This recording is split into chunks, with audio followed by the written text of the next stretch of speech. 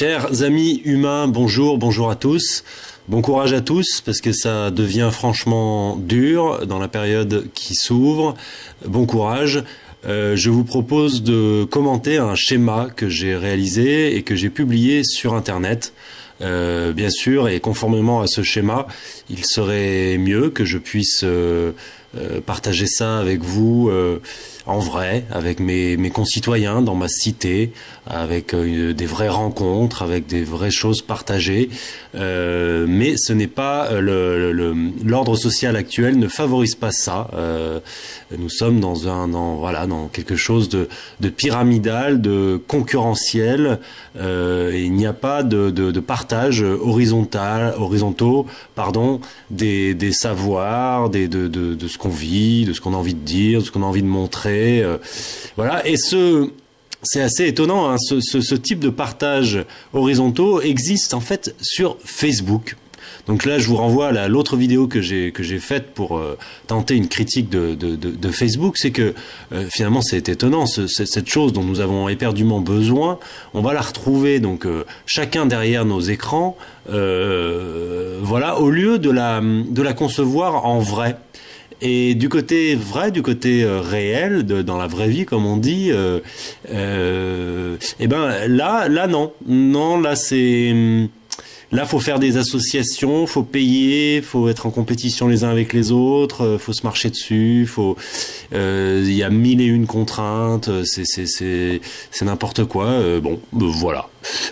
Faudrait qu'on arrive à se dire, mais ce qu'on fait là, c'est ce qui nous a amené à faire ça sur Internet.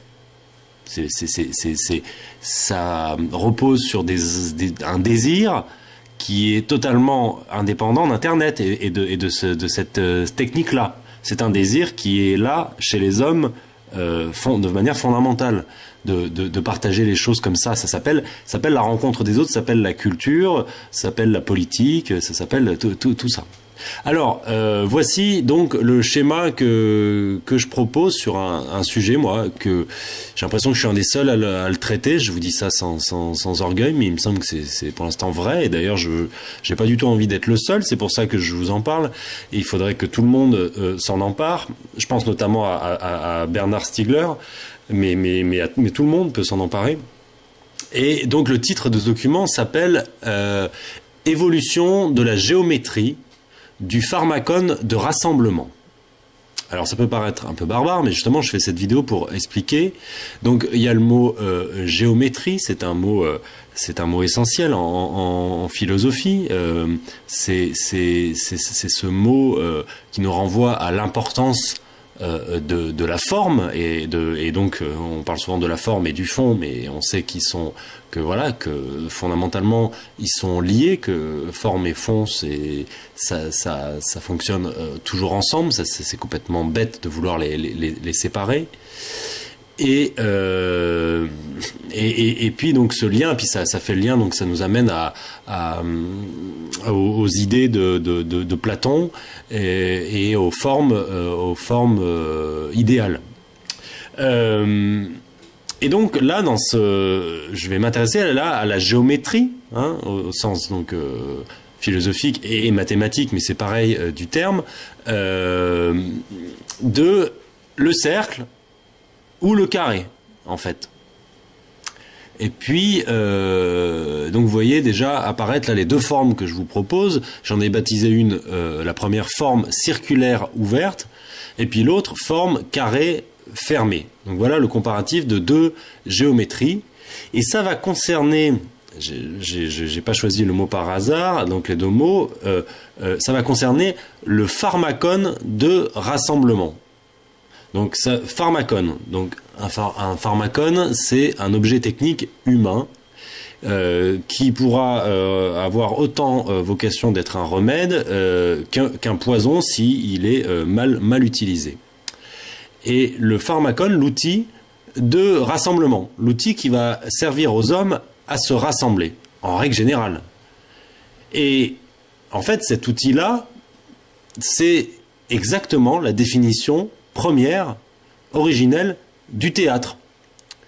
Le théâtre, c'est l'objet sur lequel les gens se rassemblent pour partager quelque chose, donc qui concerne le vivre ensemble, donc la politique, qui concerne les hommes, mais qui va souvent concerner finalement aussi tout ce qui peut, donc qui va aller au-delà.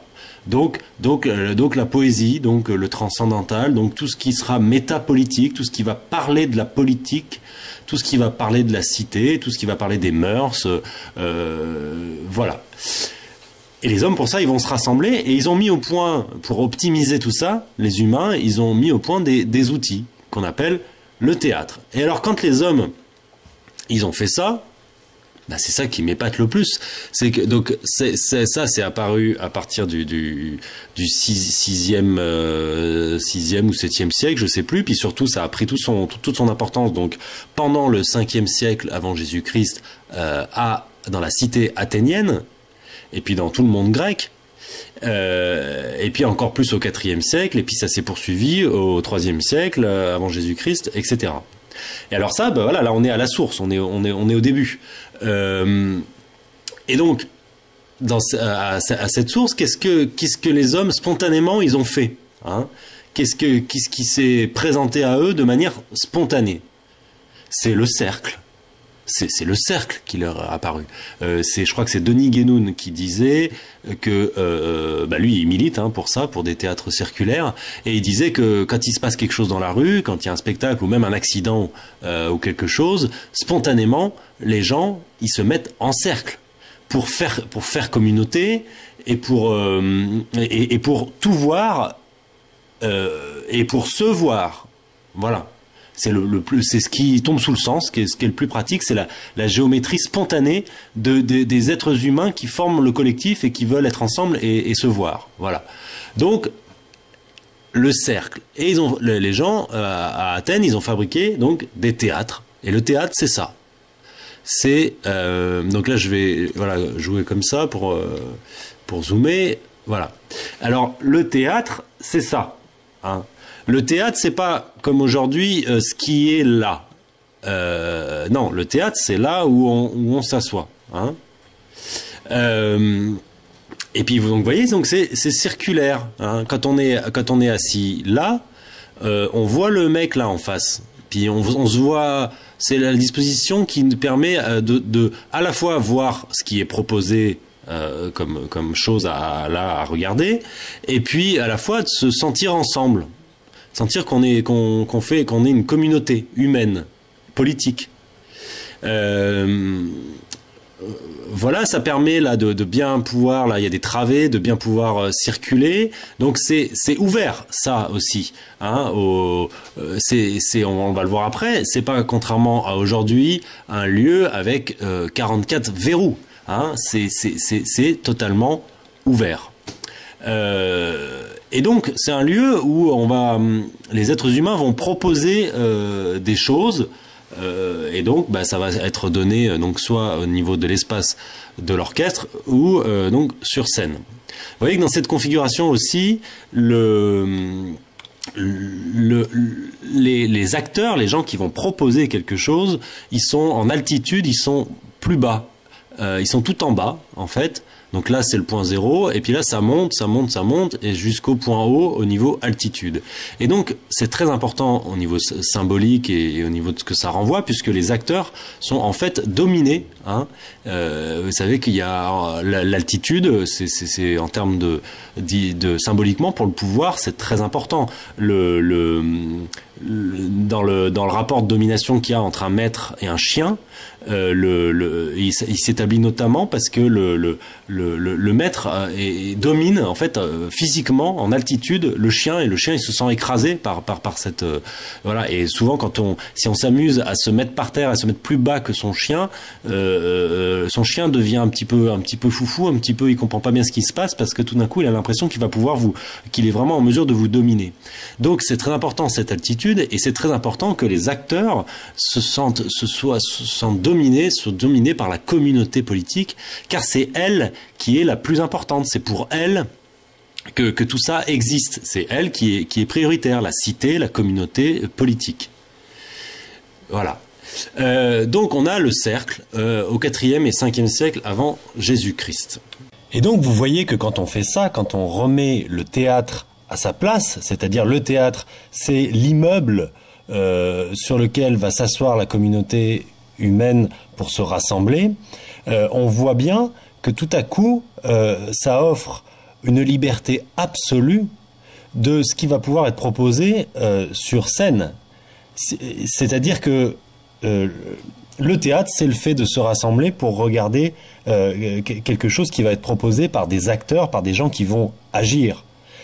Ça n'est pas forcément une comédie ou une tragédie, des répliques échangées, et puis des personnages et des costumes.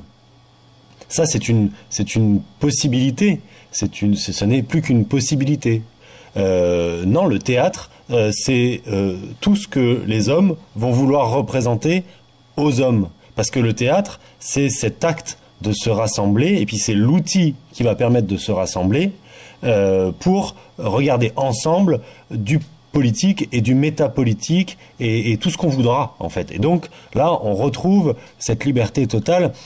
Ce qui fait qu'après, on n'a plus besoin de dire c'est du théâtre, c'est pas du théâtre, c'est une conférence, c'est voilà. Parce que je fais une petite digression, mais aujourd'hui, moi, il y a deux genres que j'ai identifiés là, les conférences gesticulées et puis les conférences théâtralisées.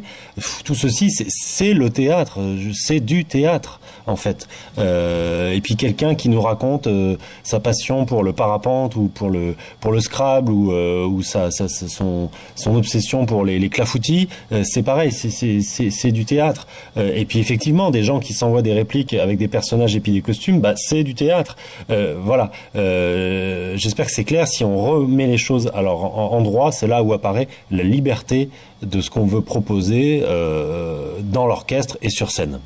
Alors, pour continuer, je vais continuer à comparer les deux géométries par rapport à aujourd'hui. Aujourd'hui, quand on se rassemble, l'outil qui va permettre aux êtres humains de se rassembler, c'est donc une forme qui ne sera pas le cercle, puisque ça sera toujours dans des bâtisses, et puis le cercle, on va voir le carré, pardon, on va voir qu'on le retrouve un peu partout sur la géométrie des choses actuelles. Donc là, on est voilà, c'est aujourd'hui, c'est le XXe siècle, c'est le XXIe siècle. Et voici ce qui est donc un outil de rassemblement. Et c'est possiblement un théâtre, mais c'est aussi, ça saute aux yeux, c'est aussi la salle de classe, qui, pareil, sert à mettre au point les rapports de domination et cherche pas du tout à émanciper la communauté et les gens. Donc aujourd'hui, ce qui sert à se rassembler, c'est bien dans des lieux qui sont fermés, mais alors fermés de chez fermé, avec alarme, avec code, des clés, des tas de contraintes en termes de verrous. À l'intérieur de ce truc-là, donc on va rarement, pratiquement jamais trouver vraiment le cercle comme à Athènes. Des fois, il y a un début, il y a quelque chose qui tend vers le cercle, mais non, la plupart des salles, parce qu'en plus, il y a que des grands centres culturels et après des salles qui servent à tout et à rien, la plupart de ces petites salles, non, elles sont comme des salles de classe. Voilà, donc totalement carrées et puis dans le sens du fond vers l'avant, voilà. Et alors, comme ces lieux vont servir en fait de théâtre, on a mis, on met éventuellement donc une scène de théâtre. Mais alors, vous voyez, ce qui est intéressant, c'est le comparatif avec Athènes. Déjà, cette scène va être, déjà, vous voyez, c'est la scène qui est là. Ça, c'est la scène de ce théâtre. Aujourd'hui, on n'a pas de théâtre. Mais on a mis la scène de théâtre de l'époque d'Athènes. Mais elle est beaucoup plus grosse, beaucoup plus élevée. Donc là aussi, très important, j'ai parlé de l'altitude. L'altitude va être inversée. Souvent, on a là les gens qui sont dans la salle qui sont plus bas en termes d'altitude que les grands artistes de la lumière qu'on a placés sur scène. Donc vous voyez l'inverse de ce que je vous disais tout à l'heure, donc un rapport de domination totalement inversé. Ceux qui sont sur scène dominent la communauté humaine rassemblée. Autre moyen de domination, aujourd'hui, comme on n'a pas de théâtre, parce que vous voyez ça à l'époque, le théâtre circulaire, et c'est ce genre de construction, permettait une optimisation non seulement, je vous ai dit, l'optimisation du rassemblement, de la communauté humaine politique, mais aussi l'optimisation à tous les niveaux, et notamment au niveau, donc je vous ai dit optimisation visuelle, mais donc optimisation acoustique. Pour que, parce qu'à l'époque, il n'y avait pas de micro, il n'y avait pas d'amplification, évidemment. Donc, il y avait besoin d'optimiser au niveau acoustique. Mais donc aujourd'hui, comme on n'a pas fait ce travail-là, comme on l'a enlevé, parce que c'était quelque chose qui permettait trop le rassemblement de la communauté politique, donc on l'a cassé, mais on a perdu aussi l'acoustique. Et donc on a besoin que les gens sur scène soient amplifiés. Et puis en plus, donc je vous le disais, c'est la suite de la domination. Hein, celui qui a un micro qui est amplifié, et puis celui qui en a pas. Et puis en plus, on en parlera sûrement, vu les conditions aujourd'hui d'éducation à la parole, hein, les gens ne savent, on fabrique des générations et des générations de timides, de gens qui ne savent pas parler. Donc en plus, s'ils doivent lutter contre des gens qui ont des micros, hein, c'est très difficile. On peut aussi vite fait parler du fait qu'à l'époque, le théâtre avait lieu avec la lumière du jour. Alors je sais pas, il y avait peut-être aussi des choses qu'ils arrivaient à faire aussi un peu la nuit, mais je crois pas. Je crois que c'était donc essentiellement le jour. Et nous, là aussi c'est l'inverse. C'est la nuit, et ça permet aussi de placer la salle dans la pénombre et de mettre donc dans les feux des projecteurs les grands artistes, la lumière qu'on a choisi pour vous, la plèbe, pour vous imposer quelque chose. On voit donc dans cette géométrie-là aussi qu'on a tout le problème de la technique. Donc on voit à travers l'amplification, parce que tout ça, ça demande des contraintes techniques. Mais il y a aussi donc le local technique qui lui aussi va être verrouillé, et souvent qui va être donc le prétexte pour empêcher les gens d'utiliser le théâtre, parce que les contraintes techniques, les compétences techniques et le coût des appareils techniques va créer une hétéronomie, va faire que les gens vont pas pouvoir s'en servir tranquillement. Voilà sur le comparatif des deux géométries. Il y a sûrement d'autres choses à dire, mais ça va me venir. Hein, c'est pas facile, j'improvise cette vidéo, ce discours. Ok, on va passer. Donc, vous voyez, là j'ai mis le progrès. Hein, on nous parle donc du progrès. On vit avec cette idée que l'humanité, elle aurait comme ça, là, l'histoire humaine qui commence il y a 2500 ans, on aurait donc progressé. Hein, mais quel progrès on peut voir? En tout cas, si on se focalise donc sur ce sujet de l'outil de rassemblement. Quel progrès il y a eu pour rassembler les hommes entre il y a 2500 ans et aujourd'hui, hein, on a régressé. On a objectivement régressé. Et on voit bien qu'on a régressé, je pense aussi, en termes de philia, d'amitié. On voit bien qu'à l'époque d'Athènes, on sait très bien que le but de la constitution des Athéniens, c'était de chercher donc la philia, l'harmonie de la communauté politique. Hein. Et aujourd'hui, on ose donc nous mentir et nous parler de liberté, d'égalité, de fraternité, qui serait la fraternité, ce serait donc l'héritier du concept de philia, et de liberté d'expression. Mais alors vraiment, on peut se demander quelle liberté d'expression il peut y avoir avec ce type de géométrie, comparativement avec cette géométrie-là. Alors, je continue avec les idées qui sont sur ce schéma, qui sont mises en parallèle. À l'époque d'Athènes, on peut facilement dire donc que le fonctionnement du théâtre était bottom-up. C'est-à-dire que on va se poser la question maintenant ensemble de qui commande ça, qui gère ces outils, qui les commande. Eh ben, à l'époque, on était en démocratie. Hein, donc j'ai mis dans la partie gauche, le régime politique correspondant, c'est bien la démocratie. Donc c'est bien le démos, le peuple, donc les citoyens, qui vont commander et ce qui va se produire, les propositions qui vont être faites. Et c'est aussi le peuple, le démos, qui va participer à ce qui sera proposé.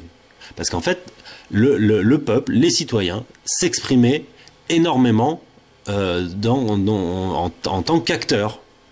Il y avait aujourd'hui, alors ça c'est rigolo, voilà, aussi autre comparaison, aujourd'hui on est dans le one-man show. Aujourd'hui on voit partout seul en scène, one-man show, voilà. À l'époque il y avait des dizaines et des dizaines et des dizaines d'acteurs, de chœurs, de tout un tas de choses sur scène, avec les gens du peuple. Hein.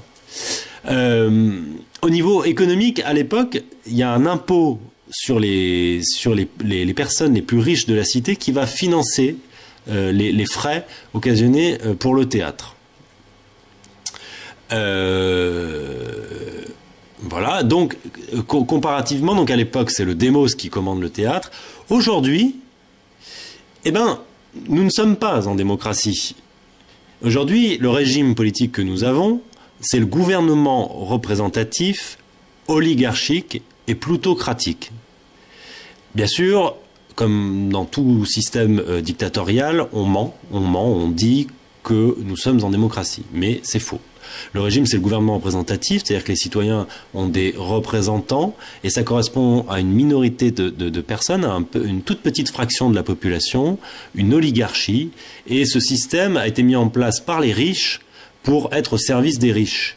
Et le dieu de l'argent, Plutos, donne le mot plutocratique, et donc ce régime politique, il est plutocratique, il est au service des riches. Et donc, concernant le rassemblement des gens, les gens, ils ne se rassemblent pas librement. C'est bien l'oligarchie et la bureaucratie qui est branchée, qui est à son service, qui est branchée dessus, qui va décider, autoriser et financer avec l'argent du peuple, l'argent public, qui va avoir le droit de s'exprimer, et enfin qu'est-ce qu'on va pouvoir voir, et qui va avoir le droit de s'exprimer sur la scène de théâtre, qui sera dans la lumière, qui sera voilà, Dieu. Hein. Donc ça fonctionne avec la méritocratie, et méritocratie mais totalement fausse, puisque avec aussi la corruption, c'est-à-dire que c'est tout un jeu de gloire et de mépris et de séduction et de coucherie et puis juste toi t'es mon ami, donc voilà, et puis surtout donc on arrive à un art officiel, c'est-à-dire qu'il y a vraiment une forme attendue donc par l'oligarchie et la bureaucratie à laquelle il faut correspondre. Et puis donc voilà, donc ce qui est vraiment libre, citoyen, subversif, faut pas se leurrer, ça ne voit jamais le jour. Et j'attire votre attention sur le fait de faire attention à la fausse subversion. Il y a en permanence de la fausse subversion. Vous avez l'impression que c'est un petit peu provocateur et que c'est un petit peu subversif, mais la vraie subversion, non, c'est autre chose. La vraie subversion, c'est ce qui est produit dans le théâtre bouleverse en tout point et totalement l'ordre établi et menace le pouvoir. Et voilà, et propose une autre cohérence pour la vie ensemble et pour la politique et voilà. Et donc vous voyez bien qu'il y a une superposition totale entre la géométrie de l'outil de rassemblement, le théâtre, et puis le régime politique, puisqu'en fait il y a une superposition totale entre l'idée des représentants élus et les représentants acteurs autorisés à s'exprimer sur scène. C'est-à-dire que symboliquement c'est la même chose. Et en plus, les deuxièmes, les représentants acteurs qui vont avoir le droit de s'exprimer sur scène, sont choisis par les premiers, par les élus politiques. Donc ce n'est qu'une superposition en fait, et on se retrouve toujours avec des élus le peuple élit des élus, et ensuite les élus vont élire des artistes qui vont avoir le droit de s'exprimer. Et donc, en fait, on est toujours avec des gens qui parlent à la place du peuple. Et on voit bien donc dans ce comparatif de géométrie du théâtre que dans un cas, donc à Athènes, on était bien en démocratie, ça veut dire que tout dans cette géométrie favorise la communauté. On voit bien que c'est ça le truc premier. Et on voit par rapport donc aux acteurs, et on voit bien que qu'aujourd'hui c'est l'inverse. La communauté est mineure. La communauté, donc les spectateurs en fait sont vraiment mineurs, et c'est l'artiste qui est mis tout en haut. De la même façon que le peuple est un mineur politique, avec les élus qui parlent à leur place. Voilà, donc la forme, la géométrie du théâtre est ce qui nous dit tout des régimes politiques, et si on veut un autre régime politique, de ce qu'il faudrait donc arriver à faire. Alors, je continue. Je pense que ça fera une vidéo, ouais, peut-être un peu longue, mais je vais continuer. Alors, autre différence fondamentale concernant l'aménagement du territoire. Donc, l'aménagement du territoire. À l'époque d'Athènes, il y a des théâtres un petit peu partout. Il faut pas avoir, parce que souvent on a en tête que les très gros théâtres à très grande capacité, et on va comparer ça, on va sentir que c'est la même chose que les zéniths pour nous d'aujourd'hui. Mais en fait non, à Athènes, il y avait tout un tas de petits théâtres de quartiers de plus faible capacité, et donc on avait bien un aménagement du territoire avec donc une constellation de théâtres de différentes capacités, ce qui permettait beaucoup plus de choses. Aujourd'hui, ils savent très bien que ça nous permettrait trop de nous exprimer, trop de nous réunir, et donc on a un aménagement du territoire aujourd'hui avec les fameux grands centres culturels d'origine étatique. Hein. Donc notamment et en premier les scènes nationales, mais en fait on voit bien que chaque bassin de vie, il y a une sorte de truc à trois pattes de l'État, les grandes et magistrales et lumineuses et scènes nationales, hein, l'art officiel du ministère de la Culture.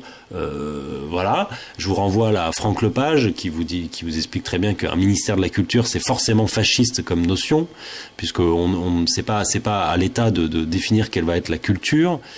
La culture, elle doit donc venir du bas, venir des gens. Et donc, je disais un truc à trois pieds avec les grands centres culturels. Et puis, on a toujours donc dans les bassins de vie le truc qui correspond au conservatoire, à l'éducation artistique, et puis la partie la fausse éducation populaire avec les MJC, centres sociaux. Là-dessus, l'État et le pouvoir, il a la main sur les trois et il gère les trois. Et toute personne, tout citoyen libre qui veut réellement subvertir l'ordre établi est éjecté mécaniquement. Voilà, donc nous avons bien à gauche donc le régime de la démocratie qui est donc relié, et à l'époque le théâtre, Platon d'ailleurs parle de théâtrocratie, c'est-à-dire qu'à l'époque voilà, le théâtre fait partie vraiment intégrante de la démocratie. Et c'est un élément essentiel. Aujourd'hui, c'est un élément de la bourgeoisie qui c'est le truc esthétique pour contenter les petits bourgeois. C'est complètement en dehors des institutions politiques. On en a fait voilà un art. On en a fait un art dépolitisé. On a dépolitisé la culture pour juste en faire un art et une compétition artistique. Alors vous allez me dire, oui, à l'époque aussi, il y avait la compétition artistique. Elle y était. Mais à l'époque, il y avait aussi la culture, c'est-à-dire le fait de se rencontrer. Et de toute façon, là, on pourrait mettre aussi une autre flèche pour aller vers le futur, parce que il y avait évidemment aussi des défauts à l'époque. Et il ne s'agit pas non plus, c'est comme pour la démocratie athénienne, il ne s'agit pas d'en faire un modèle, mais il s'agit de comprendre qu'il y a là un germe et qu'il faut s'en servir pour transformer la société actuelle. Donc aujourd'hui, je disais, aujourd'hui on n'est que même dans la compétition artistique. On n'a pas compris que le théâtre, dans sa forme culturelle, dans sa forme qui sert à partager nos vies, à se rencontrer, c'est pas de la compétition artistique. Le fait de savoir qui est le meilleur comédien, ce n'est pas le sujet, ou en tout cas c'est un sujet qui devient, qui n'est pas qu'on rejette pas, mais qui devient secondaire en fait. Bon, là ça a été bien joué, moins bien joué, mal joué. Ça devient secondaire. Ce qui compte, c'est que chacun va pouvoir exister. Hein, il va pouvoir partager avec les autres ce qu'il a envie de partager. La culture, donc pour moi je trouve que l'art fait partie de la culture, mais d'une certaine manière ça s'oppose si on n'est que sur l'art, quoi. Non, ce qui compte c'est la culture. Voilà. Alors, je continue. Donc, vous voyez, donc à gauche c'est le régime de la démocratie. Là, on est dans un autre régime politique. Et j'ai placé là, comme passage de la gauche à la droite, le personnage de Platon. Car de là à là, de cette géométrie-là à cette géométrie-là, c'est bien, et puis de ce régime politique-là à ce régime politique-là, c'est bien la contre-révolution platonicienne, à partir donc du livre La République vers moins 385, qui joue son rôle jusqu'à aujourd'hui. La volonté donc de ne pas faire de démocratie directe, de ne pas faire de vraie démocratie. La volonté de mettre fin donc au théâtre, notamment au théâtre tragique, et la volonté d'écarter donc les poètes et les artistes de la cité, c'est amené par Platon, et jusqu'à aujourd'hui, où quand je vous dis que la vraie subversivité ne peut pas exister, c'est ça, c'est-à-dire que c'est Alain qui dit qu'un artiste, par définition, ça n'obéit pas. C'est même les seules personnes dans une cité qui ne doivent pas obéir. Tout le monde obéit, sauf eux, parce que c'est eux qui laissent qui permettent à l'imaginaire social et politique de rester ouvert. Aujourd'hui, on a un imaginaire social et politique qui est exactement comme ce pharmacone carré, cette géométrie carrée, un imaginaire social et politique qui est fermé. À l'époque, en démocratie, l'imaginaire social et politique, il est ouvert comme les théâtres. Et c'est les personnes qui vont le plus faire ça, c'est les artistes. Alors, maintenant, je pourrais traiter du gouvernement par la contrainte. En fait, ça c'est une idée moi que j'ai prise chez Raoul Vaneigem. Et donc chez Raoul Vaneigem, le gouvernement par la contrainte. Il faut bien comprendre ça, que aujourd'hui les gens ils absorbent toutes les contraintes, c'est hallucinant le nombre de contraintes qui est proposé, souvent en considérant que bah c'est comme ça, hein, et puis on peut rien y faire, et puis déjà la première étape ça serait de voir que dans toutes ces contraintes, il y en a qu'on pourrait qualifier de normales, mais quoique elles sont sans doute aussi anormales, mais elles sont un peu plus normales, et que déjà il y en aurait un paquet qui sont complètement inventées et fausses, voire même sans être dans l'idée d'un complot totalement. Il y en a même qui sont construites consciemment et volontairement, des contraintes. Et donc on arrive à un gouvernement par la contrainte, c'est-à-dire que le pouvoir, le peuple va tellement être assommé de contraintes que l'initiative populaire sera totalement empêchée. Et donc le pouvoir met en place des contraintes, et c'est le gouvernement par la contrainte. Et alors sur le sujet du rassemblement, du fait de se rassembler pour proposer des choses et partager nos choses, et puis sortir de Facebook aujourd'hui, là j'ai essayé de lister un peu les contraintes, les verrous qui sont proposés. Alors il y a là en premier, alors je vais mettre le zoom,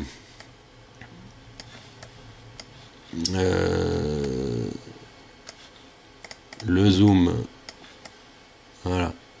Alors en premier j'ai mis: êtes-vous labellisé? Avez-vous un joli dossier de présentation? Quel est votre projet?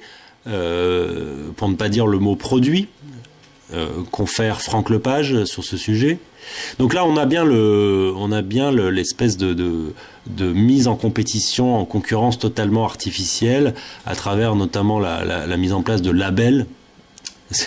C'est le label.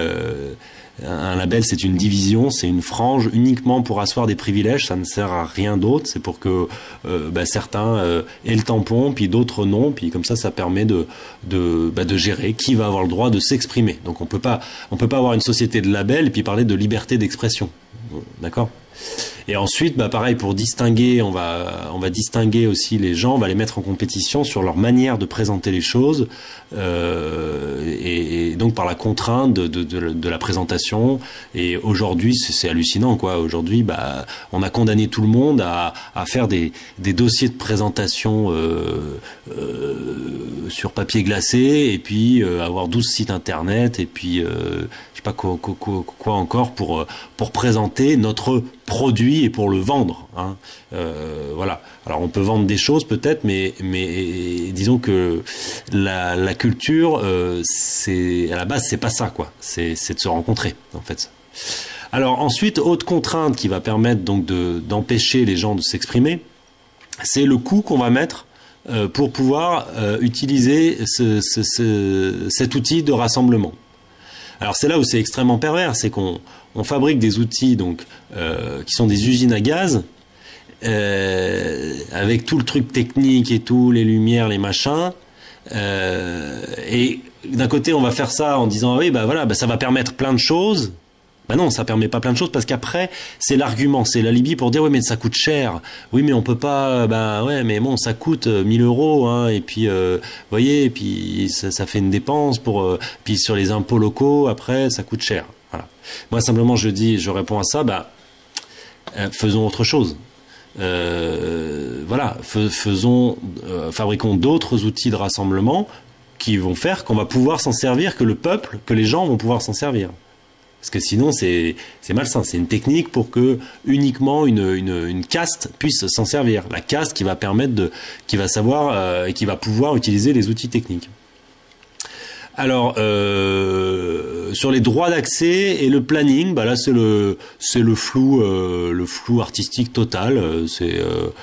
On sait pas, on se dit tiens mais c'est bizarre à l'heure d'internet, parce que il y a le sujet, alors le grand sujet aussi public-privé. Si ce lieu est privé, un bar par exemple, un café-théâtre, c'est normal que le planning soit pas sur internet.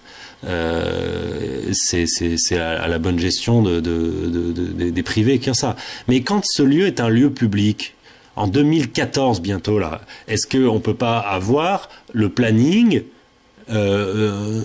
sur internet pour savoir quand c'est que c'est libre et quand c'est que c'est pas libre, pour pouvoir dire moi là je vais emprunter l'outil. Donc le planning il est secret, et puis c'est qui détient le planning, l'oligarchie et puis la bureaucratie attenante qui détient le planning. Alors je continue avec les contraintes. Donc ensuite il y a des verrous de partout. Donc est-ce que vous détenez les clés, les badges, les codes d'alarme, de machin? Est-ce que donc si vous voulez utiliser souvent l'outil, alors il va falloir sans arrêt aller chercher les clés, les ramener. Ah merde, l'alarme s'est déclenchée, l'alarme se déclenche comme ci, comme ça. Ensuite, au niveau horaire, donc qui détermine comment fonctionne l'alarme, les clés, etc. C'est pas le peuple, on n'est pas en démocratie, c'est l'oligarchie qui décide ça. Et on va arriver à des aberrations, comme quoi j'ai marqué après 23 heures c'est fini. Parfois c'est 22 heures. Et voilà, au bout d'un moment, t'es en plein travail, en pleine rencontre, mais non, tu dois arrêter, hein, et tout doit être sous alarme. Ensuite, le sujet des assurances. Bon, ça, c'est dingue que les gens ne se révoltent pas plus. On a tous, au départ, le truc mais déjà, ça pose question, mais la responsabilité civile, le fait que, voilà, on a la responsabilité civile qui nous couvre, donc en cas de dommage à autrui. Donc, ce qui est valable, par exemple, quand on marche dans la rue, hein. Mais pour utiliser ce genre d'espace, la bureaucratie et le pouvoir va nous demander d'autres assurances, des assurances plus fortes, des assurances spéciales. voilà, qu'il va falloir prendre. Mais c'est pareil, je vous renvoie à la complexité de l'outil. Est-ce que pour pouvoir vivre en démocratie, pour que tout le monde puisse s'exprimer, est-ce qu'il ne faudrait pas revenir à un outil plus simple pour ne pas avoir à prendre je ne sais combien d'assurances? Ensuite, le gros problème, j'ai fait une vidéo là-dessus, puis je reprendrai la parole encore, mais le gros problème de la dictature de l'association loi 1901. Non mais alors ça c'est la preuve, je crois que c'est la preuve suprême du fait que tout a été privatisé dans ce monde, quoi. C'est-à-dire qu'on est arrivé à ce truc où pour pouvoir faire quelque chose dans l'espace public, de manière publique pour les gens, de manière citoyenne, on nous demande de nous privatiser. Alors que la démarche initiale est l'inverse. La démarche, c'est justement la démarche de l'espace public et de la citoyenneté. Mais on va nous dire non, devenez un privé. Et ça, pour ça, et tout le monde oublie tout le temps que l'association est une structure privée, que une association, c'est quand on veut faire sa petite entreprise, sa petite chose à soi. C'est pas quelque chose véritablement qui concerne la démocratie, l'espace public, la République. Voilà, non, c'est sa chose à soi. Et en fait, ils ont conçu les choses de manière telle que dès qu'on veut faire quelque chose, ils nous demandent faites une association. Mais c'est terrible. J'ai appris il y a pas très longtemps qu'il y a des gens là, bien sûr, ça avance pas parce que c'est tout bloqué sur Chambéry qui veulent faire une maison du peuple, la maison du peuple. Hein, le truc, une sorte de théâtre en fait, tout ouvert où chacun va pouvoir s'exprimer et faire de l'éducation populaire, etc. Et quand ils ont ce truc de maison du peuple, on leur a dit faites une association. La maison du peuple, donc privée, quoi. D'accord, la maison du peuple sera privée. Bah oui, c'est bien à l'image de la société d'aujourd'hui.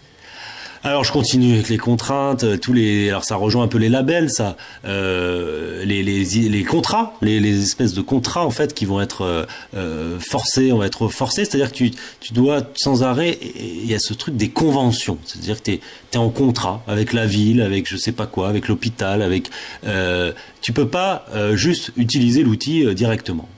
Et alors là, il va y avoir ensuite, à travers ça, le vice du mot partenaire. Hein. Il faut, pour pouvoir avoir le droit de s'exprimer en 21e siècle, il faut être le partenaire de l'espace public, de la ville ou de je sais pas quoi. Est-ce que nous sommes partenaires? Donc pour ça, je vais pas m'étaler, mais je vous renvoie vraiment tous vers un article qui est sur le site de la coopérative du Pavé. Un article de Fabrice Dume, si mes souvenirs sont bons, sur ce mot partenaire, sur l'enfumage qu'il y a derrière ce mot partenaire. Et en plus, c'est terrible parce que, d'ailleurs, cet article il dit bien que c'est complètement fou parce que aujourd'hui, il s'agit en fait de gommer les rapports de domination et puis de faire croire qu'on est tous partenaires, donc que la banque va être notre partenaire alors qu'elle peut pas être notre partenaire, elle veut nous voler. Donc et puis pareil pour le rapport avec la ville, avec les pouvoirs. Si je suis un artiste, je ne peux pas être le partenaire de l'oligarchie. Je suis son ennemi. Et puis je suis celui qui doit désobéir. Voilà. Donc je n'ai pas à dire que je suis partenaire. Et puis ça sert aussi, donc ça sert la division, hein, ça sert le diabolos, puisque après à tout moment ça permet donc de séparer les gens, séparer le peuple entre ceux qui seront partenaires d'eux, puis ceux qui sont pas partenaires. Hein, c'est absolument terrible aujourd'hui de voir sur tous les flyers, etc., de gens qui veulent faire de la culture, de voir marqué Chambéry partenaire. Chambéry partenaire. Attends, Chambéry n'est pas partenaire de tous les habitants, de tous les citoyens. Chambéry n'est pas toujours partenaire du peuple. Chambéry parce que Chambéry c'est pas un privé. Chambéry si, je crois que ça l'est devenu, mais Chambéry normalement c'est public, donc Chambéry, l'idée Chambéry, c'est tout le monde et pour tout le monde, et c'est partenaire de tout le monde. Alors ensuite sur les contraintes, une autre contrainte technique, l'inifugation. Donc vous savez les paniques sur les problèmes de feu, d'incendie. Donc on va embêter les gens avec ça. Donc peut-être que, faut voir, il y a peut-être là-dedans des choses qui sont pas bêtes, mais tout le monde sait, tous ceux qui ont fait un peu de culture, qui sont dans la culture et dans le spectacle, ils savent comment ceci est utilisé pour nous emmerder, hein, pour nous empêcher. Voilà. Alors, comme autre contrainte, le sujet des programmations. Donc là, on retrouve aussi toutes les stratégies de division, hein, comme les labels, les conventions, le partenariat, la stratégie de saison culturelle et de programmation.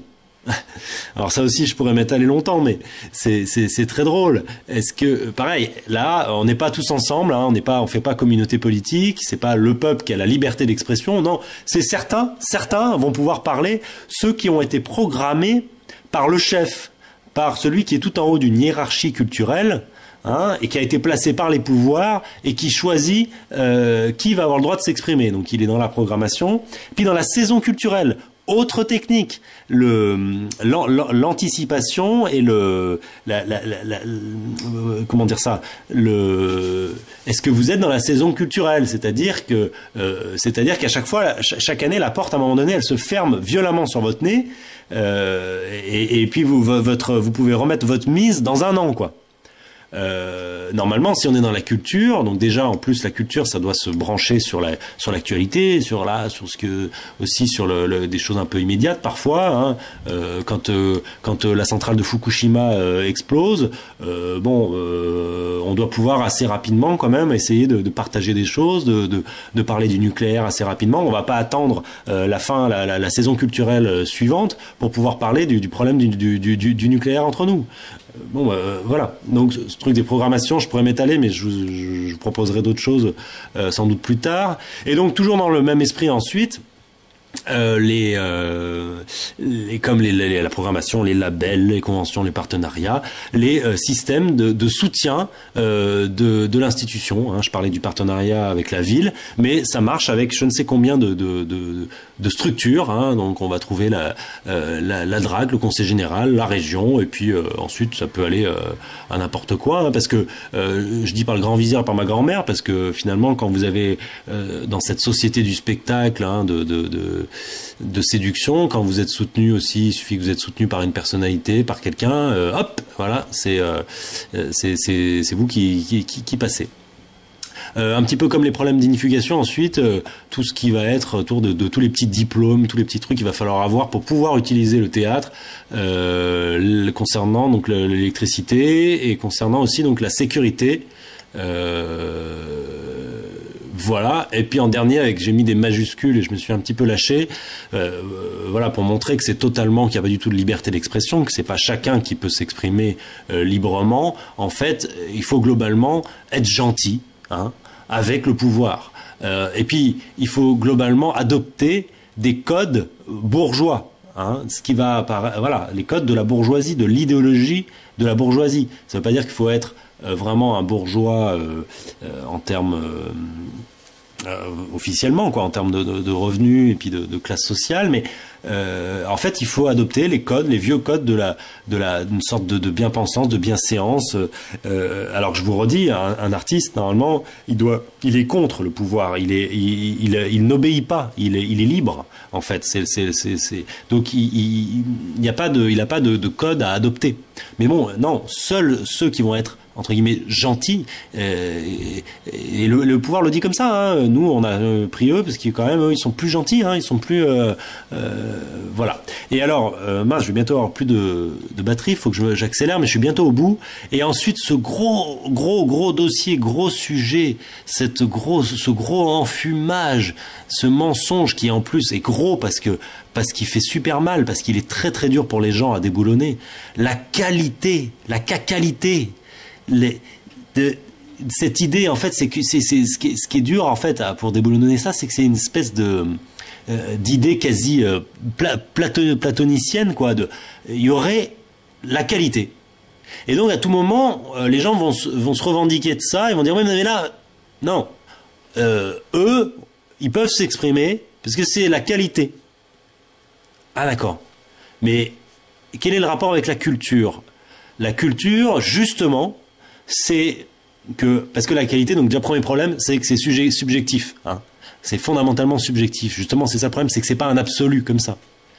Et donc c'est pour ça que la culture, c'est quand chacun dans sa subjectivité, de temps en temps, il va se dire, ça c'était de mauvaise qualité, ça c'était de bonne qualité, selon ce qu'il pense. Et peut-être ils seront très nombreux à un moment donné à penser que c'est de mauvaise qualité. Et donc ça sera de mauvaise qualité, mais ça n'est pas pour ça qu'il faut l'empêcher, parce que voilà, ce truc de mauvaise qualité où il y a beaucoup de gens qui ont trouvé que c'était de mauvaise qualité, le lendemain ils verront autre chose, puis peut-être que là ça sera de la qualité. Et puis c'est pour ça que in fine le chef, c'est bien le démos. C'est bien lui qui définit, qui dit, qui a le pouvoir sur ce pourquoi on se rassemble. Parce que finalement, le pouvoir, il est normalement qu'à un seul endroit. C'est que quelque chose qui effectivement est de mauvaise qualité simplement parce que il y a pas beaucoup de monde en fait. Ça se trouve d'ailleurs c'est peut-être de la qualité, mais bon, on peut dire là il y a pas grand monde. Voilà, ok. Donc mais le truc n'est pas empêché. Et puis quand le truc va revenir de la même manière et n'aura pas progressé, il y aura moins de monde, c'est sûr. Mais voilà, mais ça on peut pas lutter parce qu'on peut pas forcer les gens à aller au théâtre. Mais c'est le seul critère. Pourquoi il y aurait donc des gens, une oligarchie et des chefs qui définiraient qu'est-ce qu'est la qualité? Là, on se fait complètement bananer. Et donc, avec cette histoire de qualité, il y a le même sujet à travers l'excellence. Il y aurait des choses qui seraient l'excellence. Alors là, c'est là où je vous raccroche avec l'art, la compétition artistique. Oui, il y a si on prend le violon, il y a des gens, ils sont excellents en violon, puis d'autres qui sont mauvais. Mais c'est pareil, là, on n'est pas dans la culture, on n'est pas dans la politique, on n'est pas dans la rencontre des autres. Voilà. Alors, je crois que j'ai fait le tour. Donc, ça, j'ai dit que c'était un outil, l'outil de rassemblement, en cercle ou carré. Et un outil, donc, est toujours un pharmacone, est toujours potentiellement un remède ou un poison. Et donc, on peut se demander, voilà, quelle est la façon de fabriquer cet outil pour que ça tende vers un remède ou pour que ça soit un poison. Et alors, par rapport au poison actuel, parce que là, je pense qu'avec cette forme, avec cette géométrie-là, on est vraiment dans un poison. Oui, et puis aussi, ce que je voulais dire donc sur le sujet de la qualité, c'est que déjà, c'est en se frottant aux autres que les choses vont pouvoir progresser. Les choses n'existent pas, on ne sont pas dans la qualité comme ça de manière absolue. Et la rencontre, ce qu'on va proposer aux gens, ça progresse comme ça progresse à force de le proposer. Et puis enfin sur la qualité, ce que je veux dire, c'est qu'encore une fois, ce n'est pas le sujet, puisque le sujet, c'est le contenu, c'est en priorité le contenu social, politique, subversif, émotionnel et tout un tas d'autres choses que la simple qualité d'exécution artistique. Voilà, c'est encore une fois, soit on est dans la culture, ça intègre l'art, mais la culture c'est beaucoup plus large, soit on n'est que dans l'art et dans l'esthétique. Voilà. D'ailleurs, oui, autre problème, on parle tout le temps d'esthétique. Alors ensuite, pour terminer, le sujet, le grave problème de Facebook et de ce qu'on va appeler en plus des réseaux, de manière abusive, des réseaux sociaux. Et en fait, ce qu'il faut bien voir, c'est que à l'heure actuelle, donc cette géométrie-là est un véritable poison, c'est-à-dire empêche de se rassembler et de vivre ensemble, et que en fait, le Facebook va devenir le remède de ce poison-là, de ce problème-là. Comme on ne peut pas se voir en vrai, on va, et de façon horizontale, on va aller sur Facebook proposer ces choses. Et ben ça va pas du tout. Ça va pas du tout parce que ça va aller, ça sera sans fin. Ça sera sans fin. On va vivre derrière nos écrans. Et vous voyez bien que cette vidéo là que vous êtes en train d'écouter de moi, elle est sûrement, vous êtes sûrement sur Facebook. Et je préférerais de loin que, peut-être pas sous cette forme-là, mais ou sous une autre, de partager ça avec mes concitoyens, les gens avec qui je vis, localement, avec les gens de la cité chambérienne. Voilà. Et puis pour qu'un autre comme moi, ou avec d'autres sujets, je sais pas, partage ces choses, ce qu'il veut partager avec ses concitoyens, à Besançon ou à Bordeaux. Voilà, ça a beaucoup plus sa place, ça aura beaucoup plus de force si chacun peut partager, peut rencontrer les gens avec qui il vit, plutôt que Facebook. Et Facebook donc devient une sorte de remède à ce problème, mais remède, et comme tout pharmacone, qui en fait devient derrière immédiatement un poison. Donc c'est le pharmacone numérique qui est proposé à la place de l'absence de véritable théâtre. Ben voilà, je pense que je n'ai rien oublié. Voilà, ben il y a sûrement plein d'autres sujets connexes. Voilà, je vous invite tous à vous. On est en 2014, hein, on n'est plus en 1970, 80, 90, 2000. On est en 2014. Maintenant, nous sommes plus qu'encastrés dans le mur. Nous sommes vraiment dedans. Pendant des années, on dit on va dans le mur, on va dans le mur. Non, on y est maintenant. Donc maintenant, bon bah, je vous appelle à la révolution complète. Et puis sortir là, on voit que de toute façon les valeurs, on peut que y aller parce que on est à un point où les valeurs sont vraiment à l'inversion totale des valeurs. Nous sommes notamment sur un point, c'est que c'est cette façon qu'on a d'entendre toujours les gens dire je vais d'abord m'en sortir moi tout seul. C'est le signe, et ça je crois que c'est le signe le plus fort de là où on en est, quoi. Et les gens qui disent ça ont l'impression de dire une vertu, de dire un truc bien, quoi. Oui, d'abord s'en sortir soi, et puis parce que je m'en sors moi, c'est les autres qui vont s'en sortir. Bah non, c'est à l'envers, c'est une inversion des valeurs. Normalement, moi, même là d'où je viens, je suis né en 1980. Déjà, c'était, il me semble que il y a quelques temps, on avait conscience que que la valeur était dans l'autre sens. C'est-à-dire que c'est parce qu'on s'en sort, parce que la cité s'en sort, la communauté s'en sort, que chacun va pouvoir s'en sortir. D'où donc la nécessité de lutter collectivement et de reprendre le pouvoir collectivement sur l'oligarchie et voilà. Et là, on est vraiment en ce moment face à un mur culturel, c'est-à-dire que l'oligarchie est tellement puissante qu'elle a tout verrouillé à tous les niveaux, hein, niveau éducatif, culturel, médiatique, et voilà, et que ce genre de vidéo en fait est vu par une espèce de minorité, et puis même si elle est vue par beaucoup de monde, bah c'est dans le flot comme ça de la culture internétique, et puis ça produit rien. Mais je cherche, je fais partie des gens qui cherchent, peut-être sûrement vous aussi, je cherche comment percer ce mur culturel, comment sortir d'internet, mais bon, ils sont forts, hein, ils ont vraiment tout bloqué. Et je terminerai là-dessus. Je pense que donc ça nous amène vraiment à la désobéissance civile, c'est-à-dire qu'il faut absolument franchir des lignes. Les institutions imaginaires de la société, mais partout des lignes invisibles, symboliques, une sorte de, c'est ce qu'on appelle aussi le surmoi, hein, et des choses que ça vient de notre éducation, des lignes qu'on n'ose pas franchir, et puis des lignes qui sont pas que invisibles parce que ce sont aussi des lois. Et je pense que tout est dans le franchissement de ces lignes, et y compris des lois. C'est pour ça que je parle de désobéissance civile, puisqu'il y a des règles, hein, qui sont totalement injustes, et de très très très nombreuses règles, et absurdes. Et donc, pour qu'on s'en sorte, il faut absolument qu'un nombre substantiel de gens arrivent à franchir ces lignes et trouvent le courage de les franchir.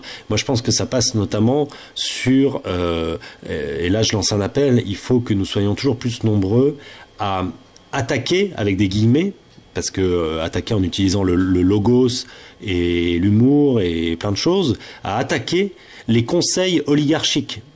Les conseils oligarchiques, vous savez peut-être pas ce que c'est, mais ça s'appelle aujourd'hui les conseils municipaux. Tout le pays est verrouillé par le fait que dans chaque bassin de vie, chaque commune, il y a un conseil oligarchique, le conseil municipal. Et c'est là où, en fait, on a l'oligarchie qui entérine tous les trucs. Et c'est là que le peuple n'a pas le droit de parler. C'est là que devrait être l'Assemblée du peuple démocratique, mais non, il y a l'oligarchie qui domine et le peuple n'a même pas le droit de parler. Et je pense que c'est là que je lance l'appel, c'est là qu'il faudrait instaurer de la désobéissance civile, un petit peu à la façon des boulonneurs hein, qui abîment les publicités, pour franchir les lignes, quitte à se rendre aux forces de l'ordre et à aller dans les tribunaux pour que le débat de la vraie vie démocratique franchisse le mur culturel là, et pour qu'on parle des choses. C'est pas possible de continuer comme ça avec une oligarchie qui verrouille les cités et le peuple qui est amené à fermer sa gueule. Voilà. Et bon, je suis long, hein, mais je vais finir vraiment avec ça. Aussi, le gros problème qu'on a, c'est voilà que tout le monde, je disais au tout début de la vidéo, que les gens ont été éduqués à la timidité. Tout le monde est craintif, alors qu'il faut vraiment se rappeler que la parole c'est le pouvoir c'est la parole, et qu'il faut prendre la parole. Et que qu'en prenant la parole, on reprend le pouvoir et qu'il faut essayer vraiment je sais pas là comment faut faire. Moi, j'ai des solutions, mais c'est pareil, c'est des solutions qui sont pas favorisées par l'ordre social actuel. C'est de tous se former vraiment au lâcher prise et à la liberté de l'acteur. Voilà, donc essayez de franchir les lignes, de vous rendre libre comme un clown, et si vous pouvez le travailler, voilà, tout ça, travailler l'acteur et le fait d'oser, celui qui ose, rien n'est plus grave, rien ne peut arriver de plus grave que d'être né, alors joue, vis, c'est à peu près ça, je crois, c'est une phrase de Nancy Houston. Allez, gros bisous, bon courage à tous.